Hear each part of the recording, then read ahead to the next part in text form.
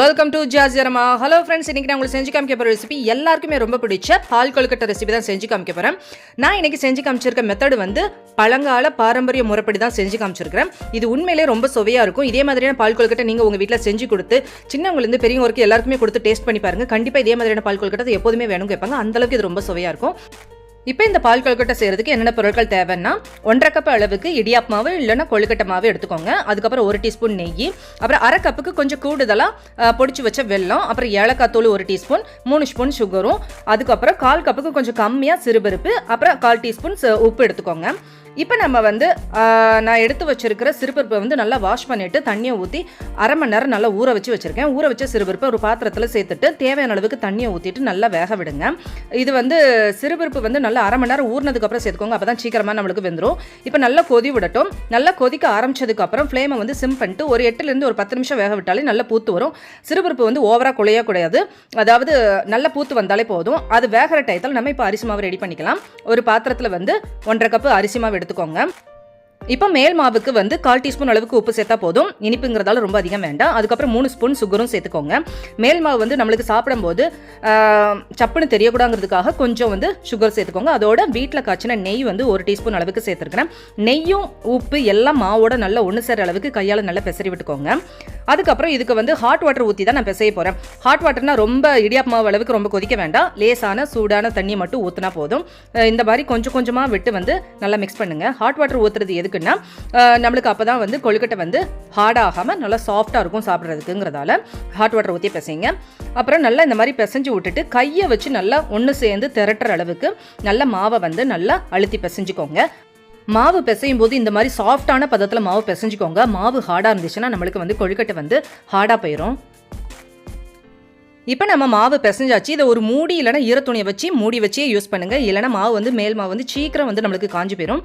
இப்போ வந்து இந்த அளவுக்கு மாவு உருண்டி எடுத்துக்கோங்க. எடுத்துட்டு வந்து இந்த மாதிரி நீளமாக உருட்டிட்டு கொஞ்சம் சின்ன சின்ன பீசஸாக நம்ம வந்து பிச்சு போட்டுக்கலாம். அப்படி போட்டோம்னா நம்மளுக்கு வந்து சீக்கிரத்தில் நம்மளுக்கு வந்து பால் கொழுக்கட்டை குட்டி குட்டியாக உருட்டுறதுக்கு ஈஸியாக இருக்கும். நம்ம கொஞ்சம் கொஞ்சமாக மாவு உருட்டி எடுக்கிறதுக்கு வந்து ரொம்ப சிரமமாக இருக்கும். அதோட நம்மளுக்கு போரும் வச்சு போயிடும். இந்த மாதிரி செஞ்சீங்கன்னா குயிக்காகவும் உங்களுக்கு வந்து ரெடி பண்ணிடலாம். உங்கள் வீட்டில் குழந்தைகள் யாராவது இருந்தாங்கன்னா இந்த மாதிரி பிச்சு போட்டுட்டு கையில் கொடுத்தாலே போதும். சூப்பராக எல்லா கொழுக்கட்டையும் ஈவனாக ஒரே மாதிரியே இருக்கும். அந்த அளவுக்கு இந்த மாதிரி உருட்டிக்கலாம். உள்ளங்கையில் வச்சுட்டு இந்த மாதிரி உருட்டினாலே போதும். நல்லா ஒரே மாதிரியான கொழுக்கட்டை வந்து நம்மளுக்கு கிடச்சிரும். பார்க்குறதுக்கு நம்மளுக்கு திராட்சை ஷேப்பில் அழகாக கிடச்சிரும். நம்மளுக்கு இதே மாதிரியான கொழுக்கட்டை நீங்களும் உருட்டுங்க. இல்லைனா இந்த மாதிரி நீள் வடிவத்திலையும் கூட நீங்கள் உருட்டிக்கலாம். இப்போ வந்து கொழுக்கட்டை உருட்டி வைக்கிற அதே டயத்தில் வந்து நம்ம வெல்லம் பாகையும் ரெடி பண்ணிக்கலாம். அதாவது வெள்ளை பாகுன்னா பாகு கிடையாது, தேவையான அளவுக்கு மட்டும் தண்ணியை ஊற்றிட்டு வெல்லம் வந்து தண்ணியில் கரைஞ்சி வந்தாலே போதும். இந்த வெள்ளை தண்ணியை தான் அந்த காலத்தில் வந்து வெள்ளைப்பால்னு சொல்லுவோம். அதைத்தான் நம்ம வந்து பால் கொழுக்கட்டைங்கிறதால பால் சேர்த்து தான் பண்ணணும்னு அவசியம் இல்லை. இந்த வெள்ளை தண்ணியை தான் வெள்ளைப்பால்னு சொல்கிறதால பால் கொழுக்கட்டைன்னு சொல்கிறோம். இப்போ நம்ம இதே மாதிரி எல்லா பால் கொழுக்கட்டையும் உருட்டி வச்சாச்சு. இப்போ நம்மளுடைய பாசிப்பருப்பும் கூட நல்லா பூத்து நல்லா வெந்து வந்திருக்கு. நான் உங்களுக்கு காமிக்கிறேன் பாருங்க. இந்த அளவுக்கு நம்மளுக்கு பாசிப்பருப்பு வந்து பூத்து விரிஞ்சு வெந்தாலே போதும். ஓவராக குழைய வேண்டாம், இதுக்கு குழஞ்சா டேஸ்ட்டாக இருக்காது. இந்த அளவுக்கு வெந்தாலே போதும். இதுக்கப்புறம் நம்ம கொழுக்கட்டை வேகணும் இல்லையா, அதனால இன்னும் கொஞ்சம் நம்ம தண்ணி சேர்த்துக்கலாம். 2லேருந்து 2.5 கப் அளவுக்கு தண்ணியை சேர்த்துட்டு நல்லா கொதிக்க விடுங்க. தண்ணி நல்லா கொதிச்சதுக்கு அப்புறம் மட்டுமே கொழுக்கட்டை சேருங்க. கொழுக்கட்டை வந்து மொத்தமாக எல்லாத்தையும் சேர்த்துறாதீங்க. ஒரு பேட்ச் மட்டும் தான் இப்போ நான் சேர்க்க போகிறேன். ஒரு பகுதியை மட்டும் சேர்த்துட்டு அது உடனே நம்ம வந்து மிக்ஸ் பண்ணிடக்கூடாது. கொதிக்கிற ஸ்டேஜில் போடணும். அதுக்கப்புறம் உடனே மிக்ஸ் பண்ணக்கூடாது. ஒரு 2 நிமிஷம் அப்படியே விட்டுட்டு அதுக்கப்புறம் நம்ம கரண்டி கூட போடக்கூடாது. இந்த மாதிரி பாத்திரத்தை இந்த மாதிரி ஷேக் பண்ணி விட்டாலே போதும். நல்லா கொழுக்கட்டை எல்லாம் நல்லா எல்லா இடத்துலையும் ஸ்ப்ரெட் ஆகி நல்லா ஈவனாக வெந்து வரும். ஃபஸ்ட்டு பேட்ச் போட்டு ஒரு 3 நிமிஷம் ஆனதுக்கப்புறம் அடுத்த பேட்சையும் போட்டுருங்க. அடுத்த பேட்சில் நான் கொழுக்கட்டை கம்மியாக இருக்கிறதால எல்லாத்தையுமே போட்டுட்டேன். போட்ட உடனே நம்ம மிக்ஸ் பண்ணோன்னா நிச்சயம் மாவு ஃபுல்லும் கரைஞ்சி அந்த ஷேப் எல்லாம் போயிடும். அதுக்கப்புறம் நம்மளுக்கு கொழுக்கட்டை முழுசாவே இருக்காது. இதை நான் கொழுக்கட்டை போட்டு ஒரு 2-3 நிமிஷம் கழிச்சு தான் இந்த மாதிரி பாத்திரத்தை சுழட்டி விட்டுருக்கேன். அதுக்கப்புறம் கொழுக்கட்டை வந்து ஈஸியாக அடியில் போய் ஒட்டிரும் பருப்பும் சேர்த்துருக்கதால. அதனால் இந்த மாதிரி கரண்டியை விட்டுட்டு சென்டரில் இந்த மாதிரி எல்லாத்தையும் எடுத்து விட்டுருங்க. அதாவது கொழுக்கட்டை வந்து டிஸ்டர்ப் பண்ணாத அளவுக்கு நீங்கள் மிக்ஸ் பண்ணி விடுங்க. அதுக்கப்புறம் கொஞ்சம் போல் உப்பு சேர்த்துக்கோங்க. அதாவது 2 சிட்டிகை மட்டும் உப்பு சேர்த்தா போதும் இனிப்புங்கிறதால. அப்போ தான் வெள்ளத்தோட இனிப்பு வந்து உங்களுக்கு தூக்கலாக காமிக்கும். இப்போ கொழுக்கட்டை எந்த அளவுக்கு வெந்திருக்குங்கிறத பார்க்கலாம். 8லேருந்து ஒரு 10 நிமிஷத்தில் கொழுக்கட்டை நம்மளுக்கு சூப்பராக வெந்துடும். இப்போ இந்த கொழுக்கட்டை வந்து நான் நடுவில் கட் பண்ணி காமிக்க பாருங்க. கொஞ்சம் கூட மாவு இருக்காது.